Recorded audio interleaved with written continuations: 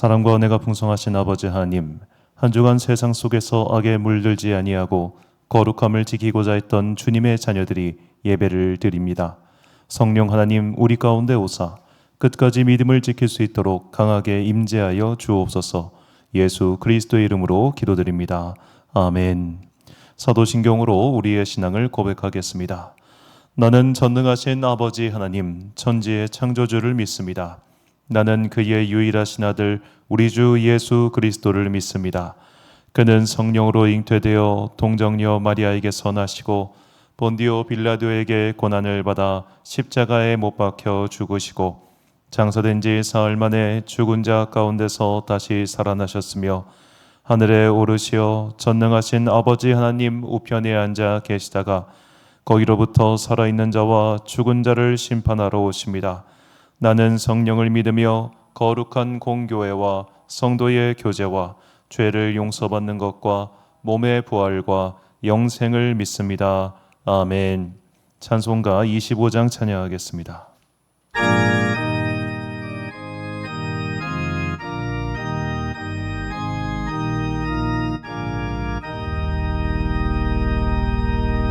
멸류관 벗어서 주 앞에 드리세 저 천사 기쁜 노래가 온 땅에 퍼지네 내 혼아 깨어서 주 찬송하여라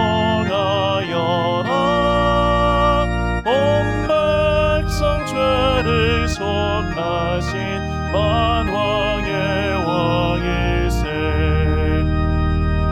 멸류관 벗어서 주 앞에 드리세 그 손과 몸의 상처가 영광 중 빛나네 하늘의 천사도 그 영광 보고서 고난의 신비 알고자 내림 모아도다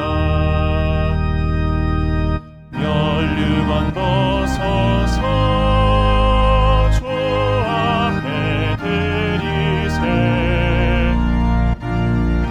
상천쟁 미치고 참평화 오겠네 주 보좌 앞에서 온 백성 엎드려 그 한량없는 영광을 내 찬송합니다.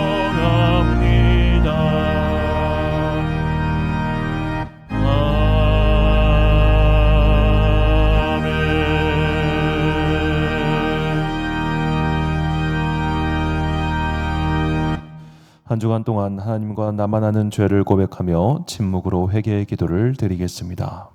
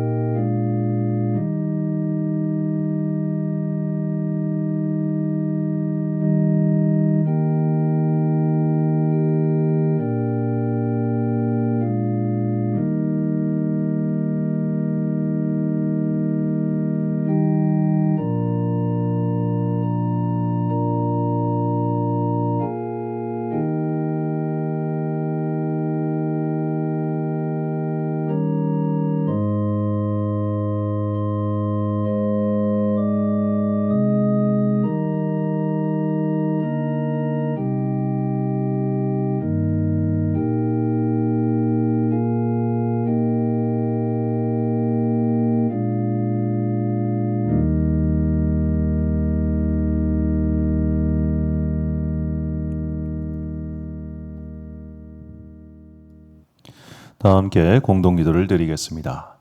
사랑과 은혜가 풍성하신 아버지 하나님, 주님께서 주신 새해의 절반이 지나가고 있습니다.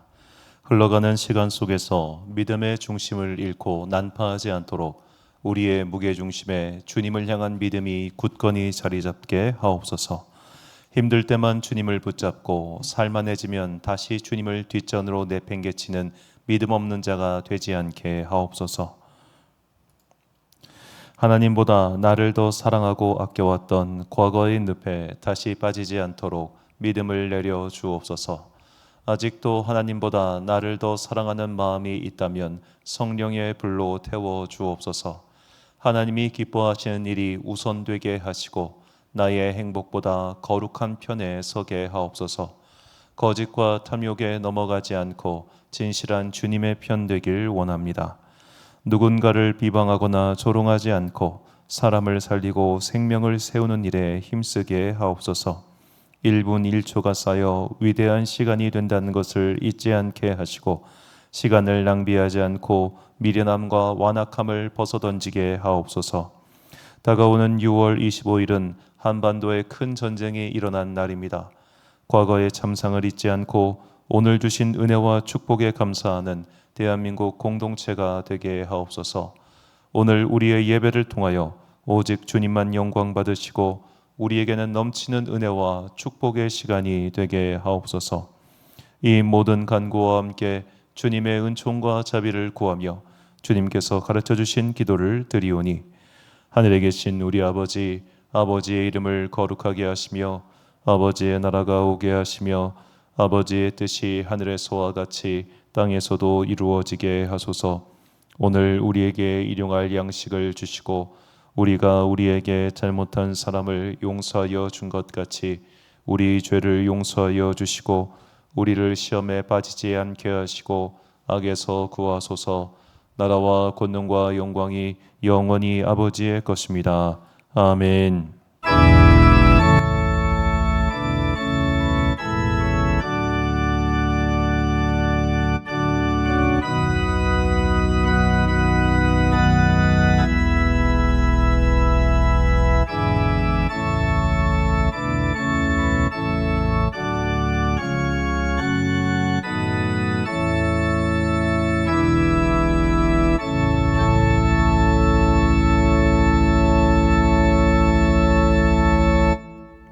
사제의 말씀 선포하겠습니다.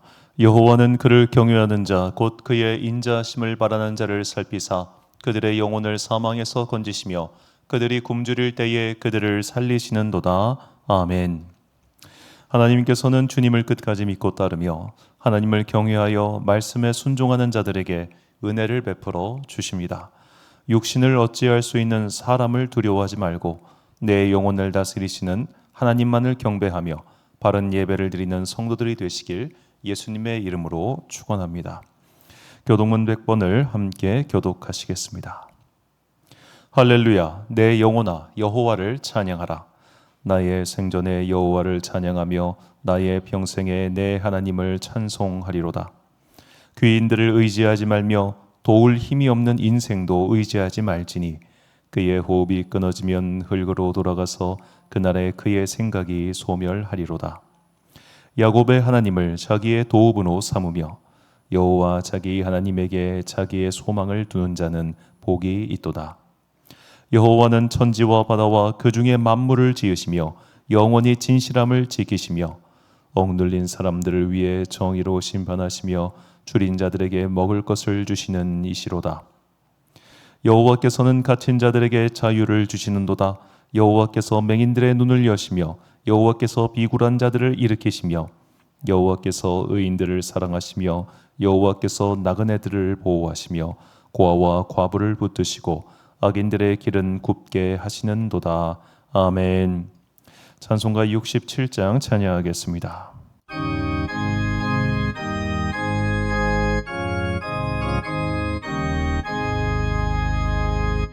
영광의 왕께 다 경배하며 그 크신 사랑을 찬송하라. 옛부터 영원히 잠방 패시니 그 영광의 주를 다 찬송하라. 능력과 은혜 다 찬송하라. 그 옷은 햇빛 그 집은 궁창 그 노래 소리로 주노하시고 폭풍의 날개로 달려가신다. 저 아름답고 놀라운 일이 가득한 이 땅 다 주의 조화 그 힘찬 명령에 더 잡히나니 저 푸른 바다는 온 자락이라. 질그릇같이 연약한 인생 하연을 강건하리. 온 백성 지으신 만왕이시니 그 자비 영원히 변함없어라.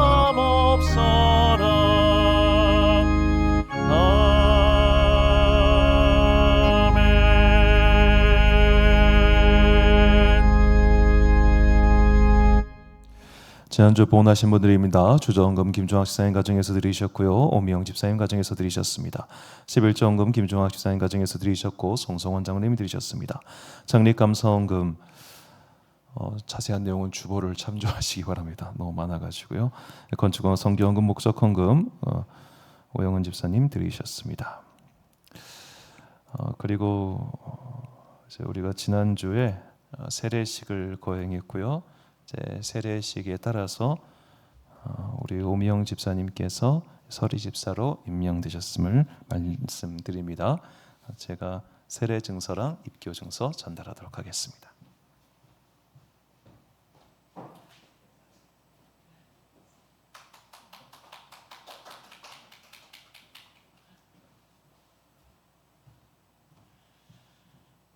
원래 지난주에 드렸어야 되는데 행사가 너무 많아가지고 다 못했어요. 좀 송구합니다. 1호 세례교인이세요. 저한테 그러니까 첫 번째 첫 정이죠. 좀 특별한 또 은혜고 한데 그래서 더욱더 제가 열심히 기도하고 있습니다. 이제 두 번째 성도 모집합니다. 두 번째 성도가 아니라 두 번째 세례교인 모집합니다.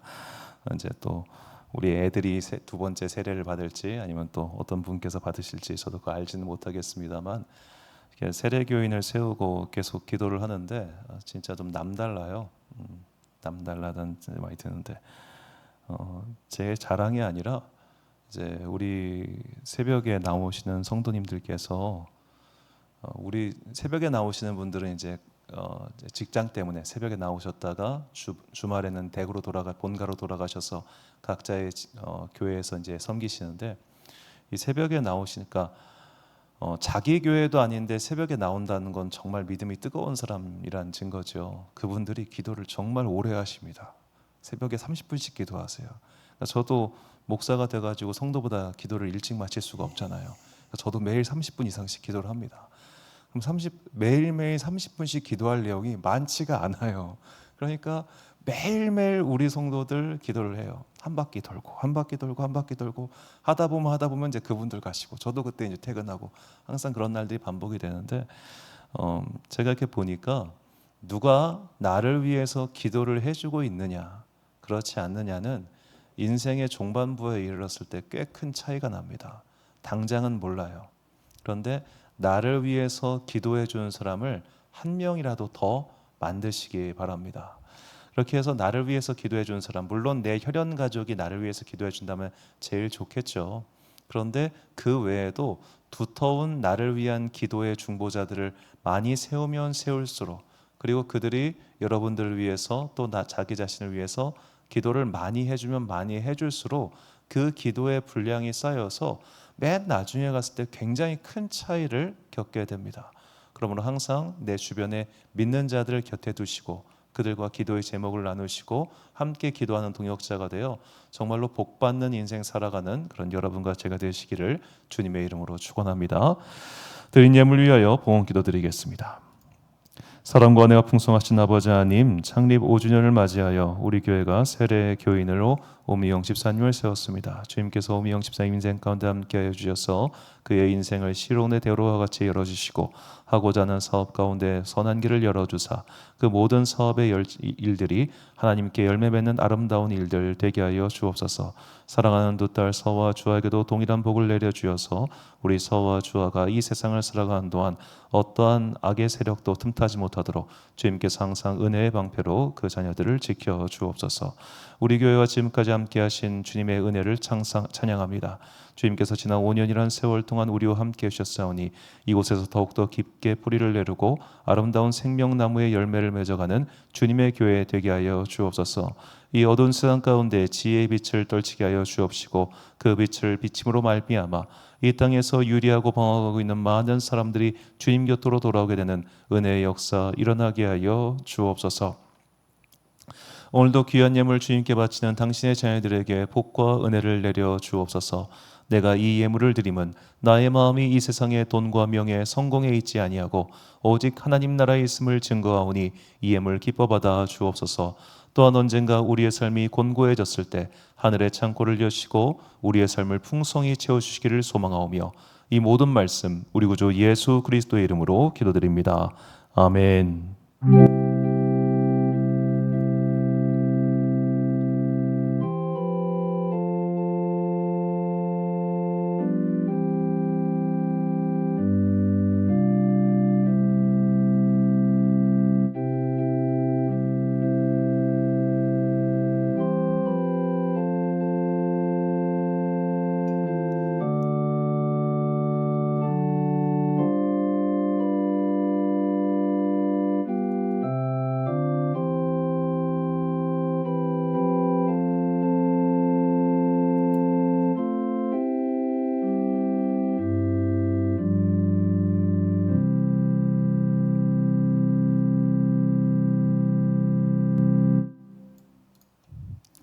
오늘 우리에게 주시는 하나님의 말씀 신명기 4장 9절부터 13절까지 말씀입니다. 신명기 4장 9절부터 13절까지 말씀. 저와 함께 한 절씩 교독하시겠습니다. 오직 너는 스스로 삼가며 내 마음을 힘써 지키라. 그리하여 내가 눈으로 본 그 일을 잊어버리지 말라. 내가 생존하는 날 동안에 그 일들이 내 마음에서 떠나지 않도록 조심하라. 너는 그 일들을 내 아들들과 내 손자들에게 알게 하라. 내가 호렙산에서 내 하나님 여호와 앞에 섰던 날에 여호와께서 내게 이르시기를 나에게 백성을 모으라. 내가 그들에게 내 말을 들려주어 그들이 세상에 사는 날 동안 나를 경외함을 배우게 하며 그 자녀에게 가르치게 하리라 하시매 너희가 가까이 나와서 산 아래에 서니 그 산에 불이 붙어 불길이 충천하고 어둠과 구름과 흑암이 덮였는데 여호와께서 불길 중에서 너희에게 말씀하시되 음성뿐이므로 너희가 그 말소리만 듣고 형상은 보지 못하였느니라. 함께 있습니다. 여호와께서 그의 언약을 너희에게 반포하시고 너희에게 지키라 명령하셨으니 곧 십계명이며 두 돌판에 친히 쓰신 것이라. 아멘. 선을 지키고 지키게 하라라는 제목으로 하나님의 말씀 선포하겠습니다. 자, 우리는 그동안 3주 동안 믿음의 생활의 양식 가운데서 특별히 성실에 대해서 말씀을 드렸습니다. 믿는 사람들은 성실해야 됩니다. 그 성실은 하나님을 섬기는 일에 있어서 성실해야 되고 무엇보다 자신의 삶의 자리에서도 성실해야 합니다. 성실한 사람은 복을 받게 되어 있습니다. 우리는 이 땅을 살면서 성실한 사람보다는 요령을 잘 피는 사람들이 앞서 나가는 것들을 종종 보다 보니까 이 성실의 가치를 무시하는 경우가 굉장히 많습니다. 최근에 이제 주가가 3,000선을 살짝 넘고 그리고 이제 새 정부 들어서면서 부동산이 막 쭉쭉쭉쭉 오르고 있죠. 얼마 전에 보니까 서울 강남 지역의 아파트 거래가가 이제 100억이 넘어갔다. 뭐 그런 기사도 보셨을 겁니다. 100억. 우와. 평생 보도 듣도 만질 수도 없는 그런 어마어마한 가격이죠. 우리 동네 평균 가격과 50배가 차이가 납니다.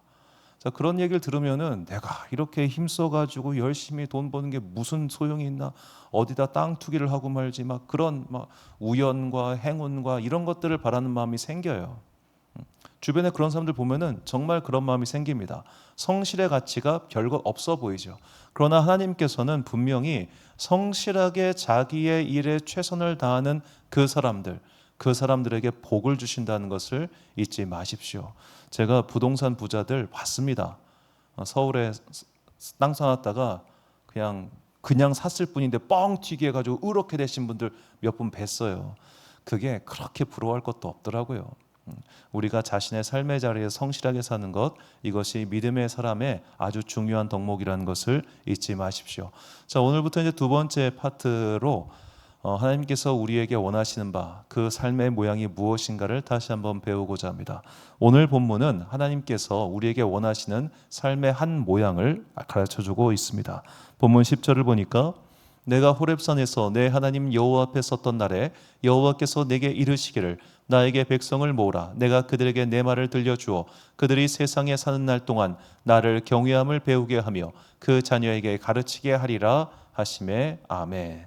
자, 그들이 세상에 사는 날 동안 나를 경외함을 배우게 하며, 하나님을 경외함을 배우게 하는 것, 그리고 그것을 자녀들에게 가르치는 것, 이것이 믿음의 사람들의 귀한 덕목이라는 겁니다. 자, 경외라는 단어를 이제 요즘은 거의 사용하지 않는데, 경외란 공경하면서 두려워하고 어려워하는 것, 이것을 경외라고 합니다. 자, 뭐 요즘 이제 우리들이 조부모들을 이렇게 어려워하는 아이들은 사실 뭐 없겠죠. 그냥 할아버지 할머니는 그냥 내 말 다 들어주고 항상 내가 어깃장을 부리고 해도 뭐 전혀 문제가 없는 그런 분들일 텐데, 저는 조금 이제 엄하신 저희 외할아버지 좀 엄한 분이셔가지고 할아버지한테 그렇게 막 애교를 부리고 뭐하고 했던 적은 없는 것 같아요. 할아버지 좀 어려운 분이셨어요. 그래가지고 이제 저는 토요일만 되면 할아버지 댁에서 잤었는데, 이 할아버지를 보면서 이게 공경하면서 가깝지만 공경하면서 어려운 것, 이게 경외가 그런 거라는 겁니다. 자, 하나님을 경외하는 것을 너희에게 가르치라. 자녀들에게 가르치고 너희도 그것을 지켜라. 이것이 하나님의 명령입니다. 그렇다면 우리가 성경에서 이 하나님 경외가 무엇인지를 삶 속에서 보여준 사람이 누가 있을까요? 역시 아브라함입니다. 아브라함은 하나님을 경외하는 사람이었다라고 분명히 성경이 기록하고 있습니다. 그리고 그 다음에 또 누가 경외했는가 살펴보니까 바로 아브라함의 아들인 이삭이 하나님을 경외하는 사람이었다고 성경은 말합니다. 창세기 31장 42절과 53절 말씀을 제가 읽어드리겠습니다. 우리 아버지의 하나님 아브라함의 하나님 곧 이삭이 경외하는 이가 나와 함께 계시지 아니하셨더라면 외삼촌께서 이제 나를 빈손으로 돌려보냈으니라마는 하나님이 내 고난과 내 손의 수고를 보시고 어젯밤에 외삼촌을 책망하셨나이다. 아브라함의 하나님 나홀의 하나님 그들의 조상의 하나님은 우리 사이에 판단하옵소서 하며 야곱이 그의 아버지 이삭이 경외하는 일을 가리켜 맹세하고. 자, 이것은 야곱의 평가이기도 하지만 동시에 성경의 평가이기도 합니다. 이삭은 하나님을 경외하는 사람이었습니다. 자, 그렇다면 어떻게 해서 이삭은 하나님을 경외, 그러니까 두려워하면서도 공경하면서도 어려워하는 그런 믿음의 성품, 행동을 하게 되었을까요? 그의 아버지가 그런 모습을 보여줬기 때문이에요. 자, 창세기 22장 12절 말씀입니다. 사자가 이르시되 그 아이에게 내 손을 대지 말라. 그에게 아무 일도 하지 말라. 내가 내 아들 내 독자까지도 내게 아끼지 아니하였으니 내가 이제야 내가 하나님을 경외하는 줄을 아노라. 자, 이것은 아브라함에 대한 평가입니다. 아브라함은 하나님을 경외하였습니다. 그런데 그 경외의 방식이 무엇이냐? 내 아들 내 독자도 아끼지 아니하였다라고 하나님은 말씀하십니다. 그런데 이때 아브라함만 이 음성을 들은 게 아니겠지요. 바로 이삭도 이 메시지를 들었을 겁니다. 그리고 이것은 이삭에게 굉장히 큰 충격을 안겨줬을 겁니다. 왜냐? 그 전까지 이삭은 그 집안에서 서열이 가장 높은 사람이었기 때문입니다. 자, 아브라함 때도 말씀을 드렸지만 아브라함은 그의 아내 사라라고 하면은 그 앞에서 속된 말로 벌벌 기었습니다. 아내 말이라고 하면 정말 두렵고 떨리는 마음으로 발발발 뛰면서 알겠어요 여보, 알겠어요 여보 하면서 아내 말을 철저하게 순종했던 사람입니다. 아마도 젊은 시절에 잘못한 게 있어가지고 그렇게 바짝 엎드려가지고 순종했던 것 같아요. 자, 그런 아내가 늙음하게 어렵게 낳은 자식이 이삭입니다. 자, 그리고 그녀에게 이삭은 내가 늦게 어렵게 낳았기 때문에 세상 그 무엇과도 바꿀 수 없는 보석이었고 그야말로 벌벌벌벌벌 떨 수밖에 없는 내 생명 같은 자식이었어요.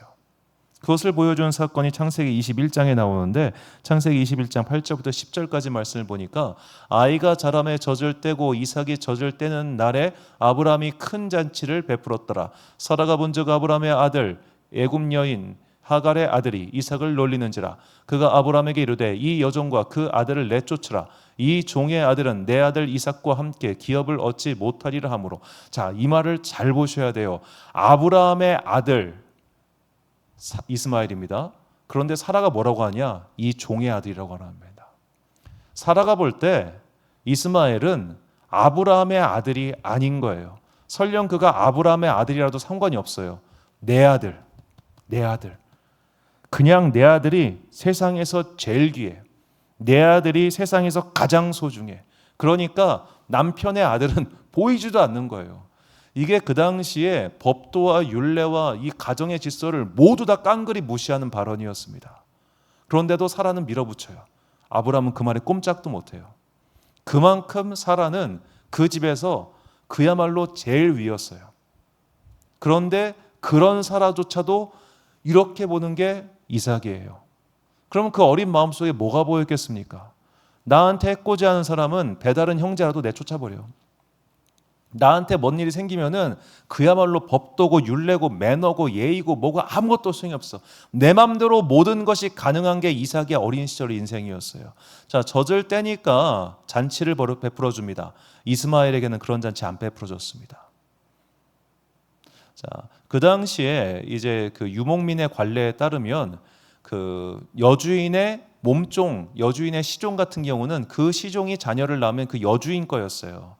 그러니까 이제 우리가 나중에 야곱의 그 부인들을 보면은 야곱의 부인이 각각 자기 몸종을 데려다 빌하와 실바를 데려다가 야곱의 아내로 삼게 하잖아요. 그리고 그 자녀를 낳았을 때 이거 내 새끼다라고 선포하지 않습니까? 그게 유목민들의 관례였단 말이에요.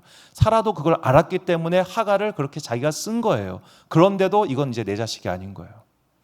그가 유목민들의 전통을 사라가 무시해요. 그 정도로 이삭이 대단하고 소중했어요. 자, 그런데 그런 이삭을 데려다가 아브라함이 번제로 바치려고 데리고 간 겁니다. 이삭이 얼마나 당황했을까요? 나는 우리 집안에서 가장 소중한 존재인데? 우리 엄마는 내 말이라면 벌벌벌 기는데?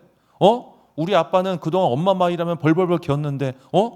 우리 아빠가 엄마를 안 무서워하네? 우리 아빠가 나를 안 무서워하네? 뭐를 무서워하시는 거지? 우리 아버지는 하나님을 가장 소중하게 여기는구나. 우리 아버지는 하나님을 믿는 일에서는 양보함이 없는 사람이구나.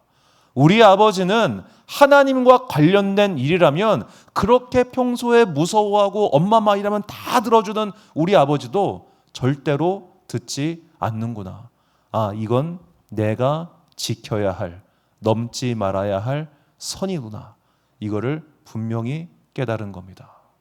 자, 자녀를 키우시는 분들은 아실 겁니다. 선을 그어줘야 됩니다. 이거 넘어가면 안 돼. 하지 마. 여기까지야.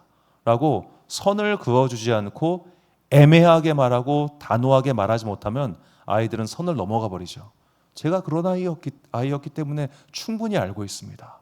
그냥 넘어가면 속된 말로 우리 엄마는 우리 아빠는 이거 건드리면 큰일 나. 우리 엄마 우리 아빠는 내가 이걸 하는 순간 이거는 양보가 안 돼. 이거를 분명하게 심어줘야 돼요. 그 연예인 중에 그 하하라고 하는 분이 있죠. 그 런닝맨에 나오는 하하. 자, 이분 어머니가 이제 목사님이세요. 어머니가 목사님이신데, 그러니까 자녀를 키울 때 거짓말하는 건 절대 안 돼. 네가 공부를 못해도 되고 밖에 나가 사고를 쳐도 돼. 그런데 거짓말하면 나는 그거 용납 못해. 이거를 알고 있었대요. 그러니까 우리 엄마는 내가 거짓말하면 정말로 하하씨 표현이에요. 눈이 돌아가는 사람이다. 막 그런 이야기를 이제 에피소드를 풀더라고요. 자, 그런 식으로 부모가 어떤 영역에 있어서 이건 넘어가면 안 되는 걸 분명하게 자녀에게 세워줄 때 자녀는 거기는 안 넘어가요. 아브라함이 이삭을 그렇게 키웠어요. 정말로 옥동자처럼 귀하게 키웠지만 하나님의 문제에 대해서만큼은 너보다 하나님이 훨씬 중요하니까 이건 나랑 타협할 생각하지 마. 이것을 분명히 세워졌기 때문에 이삭은 하나님을 경외하는 사람이 된 겁니다. 자, 이삭이 하나님을 경외하는 사람이 되었다는 또 다른 증거가 창세기 24장에 나옵니다. 창세기 24장은 아브라함이 그의 며느리 리브가를 얻는 그 지난한 과정을 굉장히 길게 보여줘요. 이게 65절까지인가 있어요.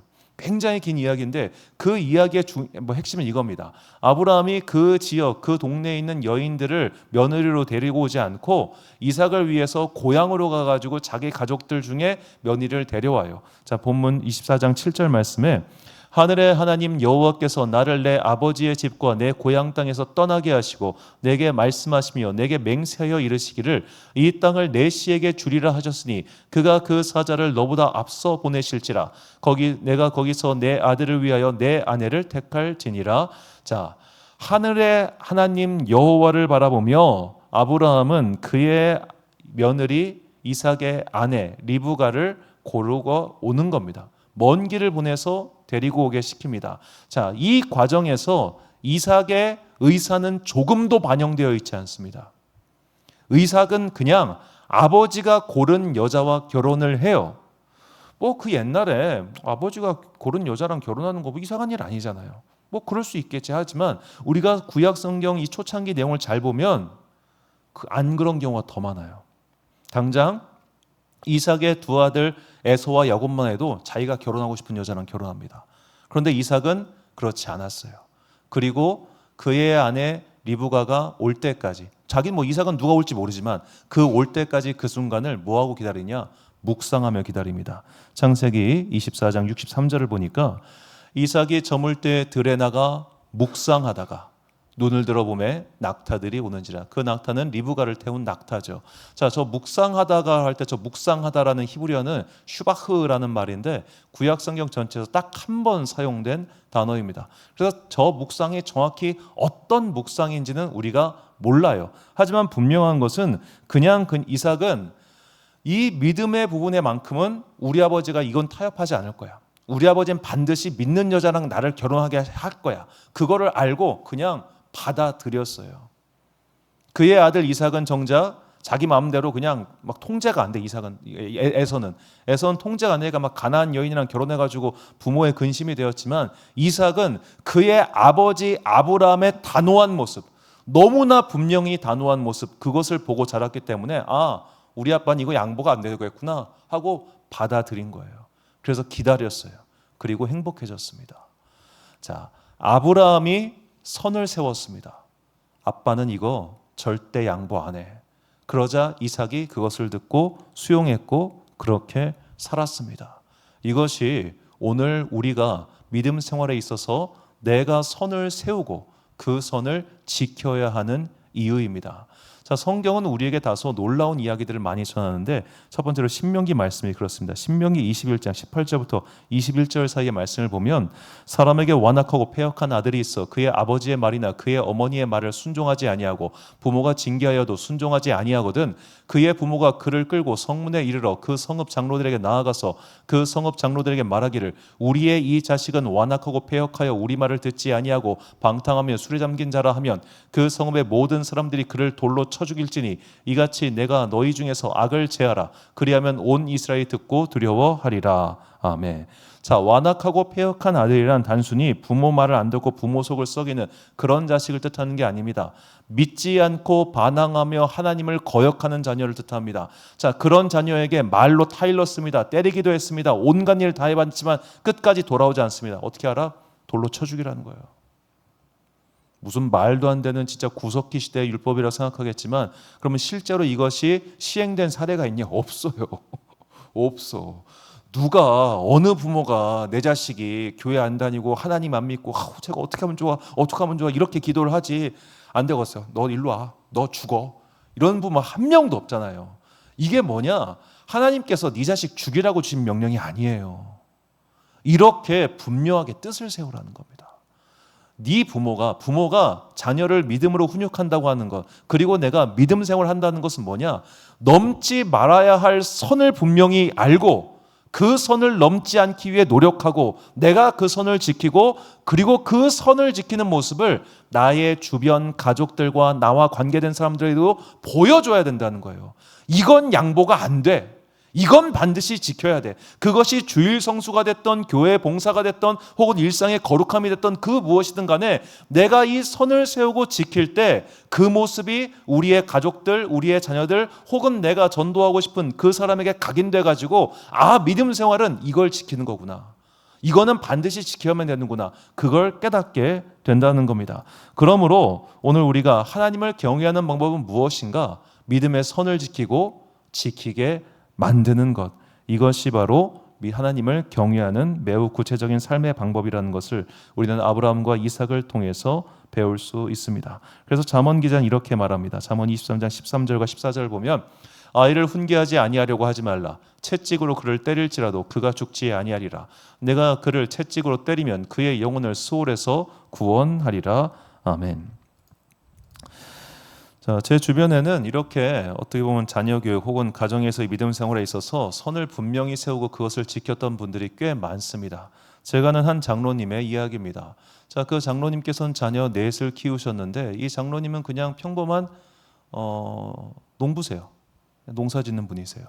자, 그런데 이 자녀들에게 한 가지 원칙을 세웠습니다. 너희들이 각각 가정을 이루고 독립해도 명절에 다 같이 모여서 가정 예배 드리는 거, 이거는 절대로 포기할 수 없으니 나의 자식들, 나의 손자들, 그리고 그의 손자들까지 모두 다 가정 예배를 드려야 된다. 이게 이분의 원칙이었습니다.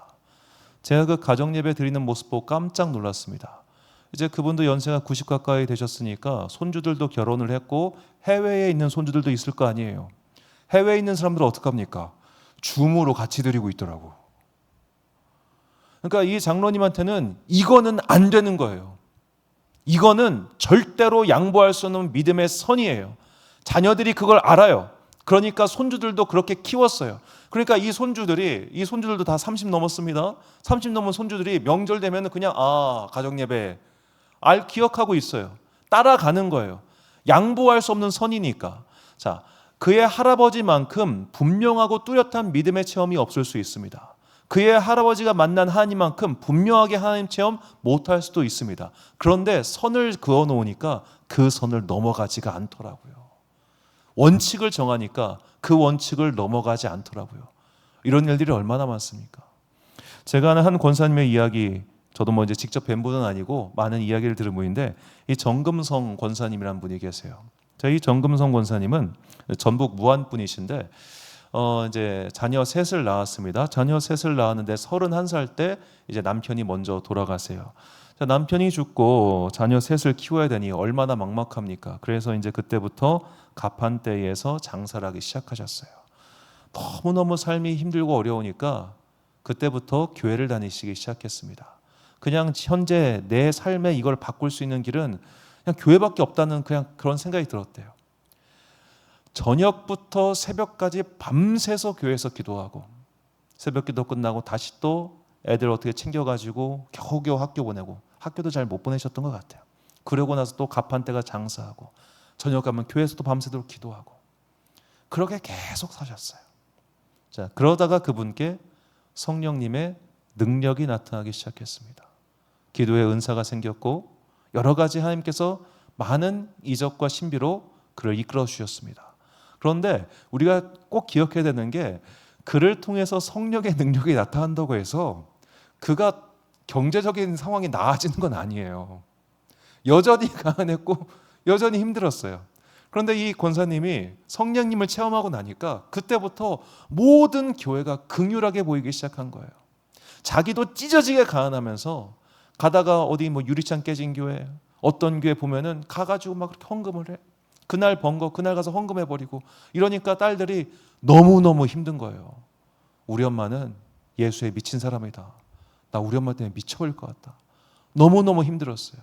그런데 그의 어머니를 통해서 성령의 능력이 나타나는 걸 보니까 할 말이 없는 거예요. 할 말이 없어요.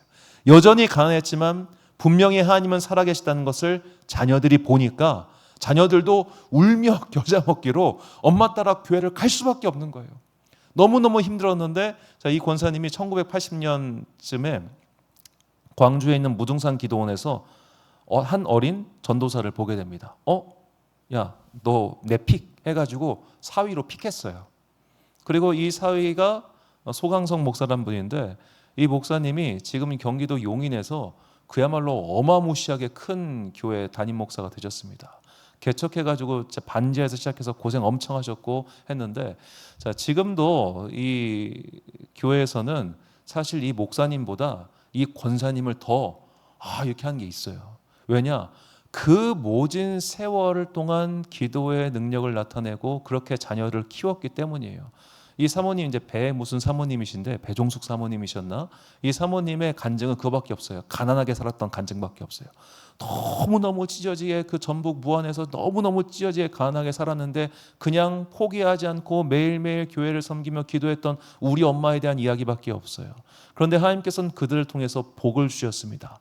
이렇게 믿음의 선을 분명히 세우고 선을 지키는 사람들이 하나님을 경외하는 사람들이고 하나님을 경외하는 사람들을 하나님께서는 결코 그냥 내버려 두지 않으십니다. 그들에게 복을 주십니다. 이 복을 경험했던 민족이 바로 우리나라 사람들입니다. 자, 우리나라가 6.25 전쟁을 거쳤죠. 6.25 전쟁 때 우리나라가 아무것도 남지 않고 쑥대밭이 된 것쯤은 우리 모두가 다 알고 있을 겁니다. 자, 우리나라는 미국의 원조를 받았던 나라 중에서 유일하게 경제 성공과 민주주의의 성공을 이룬 나라입니다. 자, 어떻게 이런 은혜가, 이런 복이 우리나라에 있을 수 있었을까? 어떤 목사님은 그것이 우리나라 사람들, 특히 우리나라 기독교인들이 성경을 소중하게 여겼기 때문이라고 그렇게 말을 합니다. 자, 집에 이제 교회를 다니시는 분들은 뭐 각자 집에 성경책 한 권쯤은 갖고 계실 겁니다. 없으면 사십시오. 5만 원 안짝입니다. 나를 위해 5만 원 쓰는 게 그렇게 아깝진 않잖아요, 솔직히. 자, 그리고 성경책이 있을 때 저는 성도들 가운데 성경책을 비고 주무시는 분들은 많이 봤어요. 저도 그렇게 했어요. 기도원 평평한 바닥에서 성경책 목에 딱 빼고 자면은 정말 잠 잘 와요. 두께가 적당해. 그런데 성경책 위에 발 올려놓는 사람을 제가 본 적이 없어요. 우리 성도에게는 이상하게 성경책을 대할 때 이것이 뭐 미신이나 그런 게 아니라 저거를 함부로 대하는 것은 내가 하지 말아야 할 무언가로 느끼는 경우가 참 많습니다. 저 성경책, 하나님의 말씀의 기록인 그저 인쇄된 어떤 종이책에 불과할 수도 있지만 그거를 함부로 다룬다는 것은 마치 내가 하나님을 경외하지 않는 것처럼 느껴진다고 하는 구체적이진 않지만 무언가 지켜야 될 선이 있다는 거예요. 이게 신기하게 우리나라 그리스도인들이 거의 다 갖고 있는 선이라는 겁니다. 그래서 요즘 들어서 많이 나오는 질문 중에 하나가 뭐냐면은 성경, 오래된 성경 있잖아요. 이거 어떻게 하면 좋겠냐 이거예요.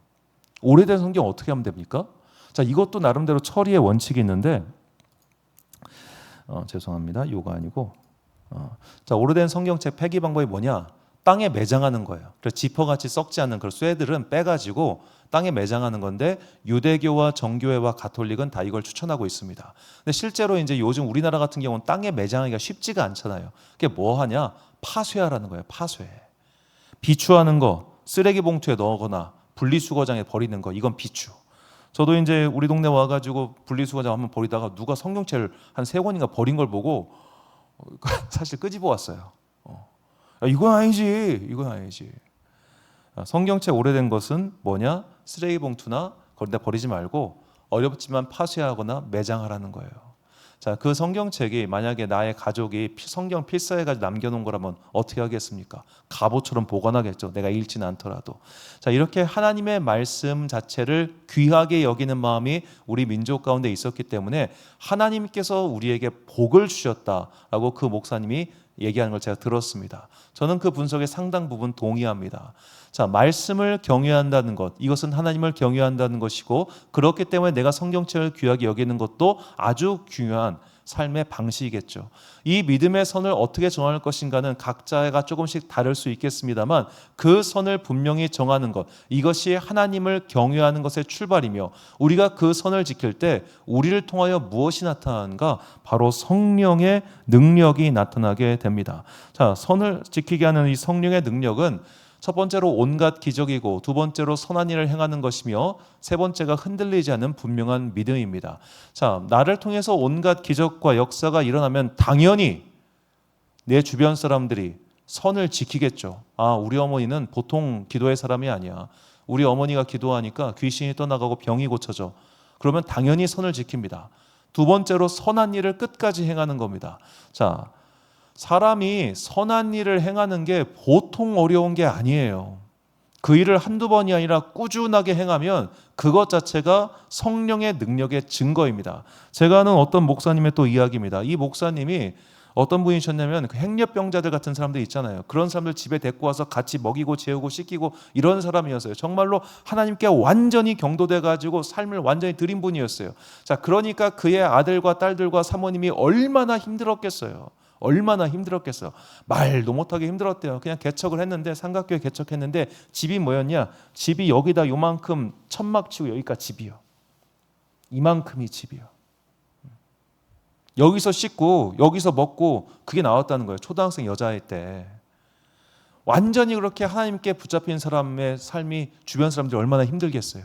그런데 그렇게 평생 선한 일을 하니까 가족들도 인정할 수밖에 없는 거예요. 아, 우리 아버지가 만난 하나님, 이건 우리 아버지의 선, 나도 이걸 지키고 따라야지.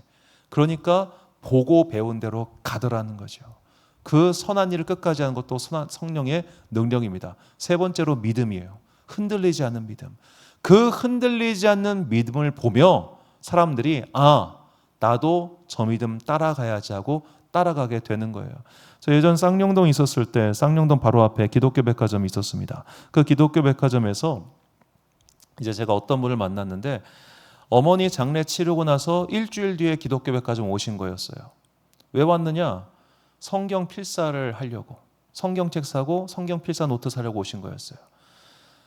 장례가 끝나고 어머니 유품을 막 정리하는데 어머니가 썼던 성경 필사 노트를 발견했어요. 그리고 거기에 이런 기도 제목이 써 있더라고요. 우리 딸 예수 믿게 해주세요. 엄마가 30년 넘게 따라 교회 가라, 따라 교회 가라, 따라 교회 가라, 갈게 30년 동안 안 갔어요. 장례 마치고 엄마 유품 정리하다 그거 보고 펑펑 울면서 기독교회 가가지고 그거 사가지고 울면서 간 걸 내가 봤어요. 그분 나이가 60 가까웠어요. 그때 알게 된 거예요. 이게 우리 엄마의 선이었고 이걸 지켜야 되는구나. 그래서 그분도 그걸 따라갔어요. 흔들리지 않은 믿음을 보여주니까 죽고 나서라도 예수를 믿게 되더라고요. 내가 흔들리지 않는 믿음을 지키고 살면 그게 반드시 내 주변에 영향을 미치게 됩니다. 이것 또한 성령의 능력입니다. 나를 통해서 기적과 같은 온갖 기기묘묘한 신묘막측한 성령님의 능력이 나타날 수도 있습니다. 그러지 않아도 상관없어요. 내가 흔들리지 않은 믿음의 원칙을 세우고 그것을 지킬 때 그것은 분명한 선이 될 것이고 그 선을 지킴으로 말미암아 하나님의 놀라운 역사들이 나를 통해서 주변에 일어나게 될 겁니다. 그 놀라운 역사란 믿음으로 돌아오게 되는 역사예요. 한 영혼이 주님을 믿는다는 것, 한 영혼이 여호와 하나님을 나의 구주로, 내가 지켜야 될 선으로 영접하는 것은 놀라운 기적입니다.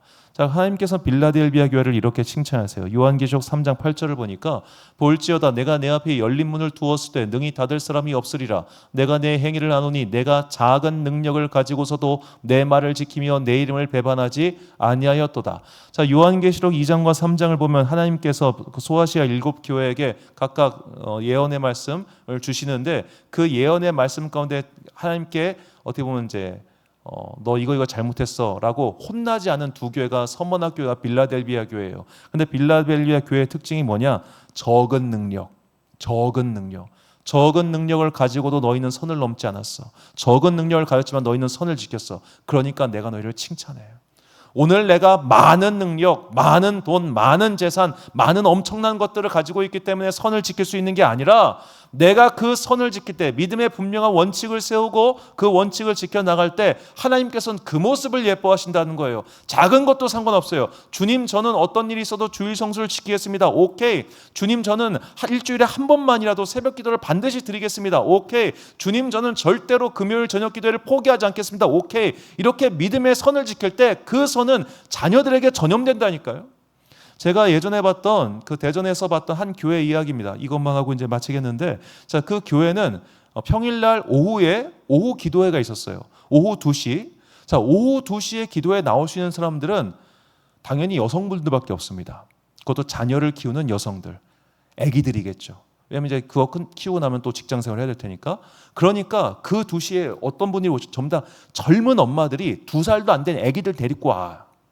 그러면 가서 아기가 막 깨니까 쥐야 쥐야 이렇게 기도했을 것 같아요? 아니에요. 그냥 우렁차게 통성 기도를 하는데 깜짝 놀랐어요. 저러면 애들이 경기를 일으킬 것 같거든요. 애들이 다 자고 있어. 하고 곰곰이 저는 엄마들이 기도하는 것보다 그 30대 얼마들이 막 통성 기도하는 것보다 더 놀라웠던 게 거기서 자고 있는 애기들이었어요. 어떻게 가능했을까? 평소에 맨날 그렇게 했으니까. 처음에는 울고 불고 시끄럽다 난리를 쳤겠죠. 그러거나 말거나 엄마가 거기 앉아가지고 뭐 하루 이틀 3일 나일 한 달 1년을 기도하니까 애가 그러거나 말거나 자는 거예요.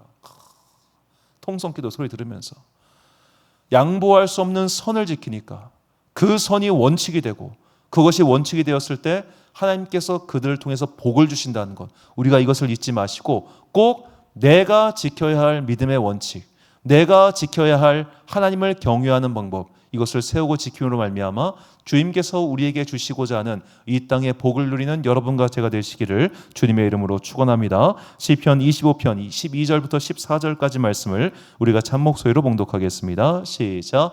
여호와를 경외하는 자 누구냐? 그가 택할 길을 그에게 가르치시리로다. 그의 영혼은 평안히 살고 그의 자손은 땅을 상속하리로다. 여호와의 친밀하심이 그를 경외하는 자들에게 있으며 그의 언약을 그들에게 보이시리로다. 아멘. 사랑하는 지혜빛 광성교회 성도 여러분, 그리고 이 예배 함께 참여하고 계신 귀한 주님의 자녀 여러분, 하나님을 경외하며 선을 지키는 자들에게 하나님께서 은혜와 복을 내리신다는 것을 결코 잊지 마시고 그 선을 정하고 세우고 지킴으로 나와 나의 주변 모든 사람들에게 믿음의 선을 지키는 자들에게 함께 하시는 하나님의 능력의 통로가 되시기를 주님의 이름으로 축원합니다. 우리 함께 찬양 전능하신 나의 주 하나님은 이 찬양 부르신 후에 기도와 축도로 예배를 마치겠습니다.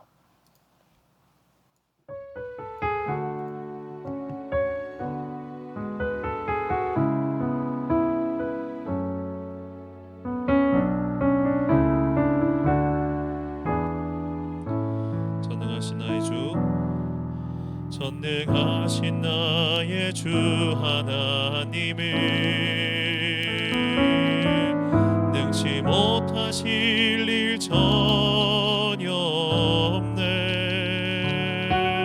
우리의 모든 간구도 우리의 모든 생각도 우리의 모든 꿈과 모든 소망도 신실하신 나의 주 하나님은 우리의 모든 괴로움 바꿀 수 있네. 불가능한 일을 가시고 죽은 자를 일으키시니 그를 이길 자 아무도 없네. 주의 말씀 의지하여 깊은 곳에 그물 던져 오늘 그가 놀라운 일을 이루시는 것 보라. 주의 말씀 의지하여 믿음으로 그물 던져 믿는 자에게 능치 못함 없네. 주의 말씀 의지하여 주의 말씀 의지하여 깊은 곳에 그물 던져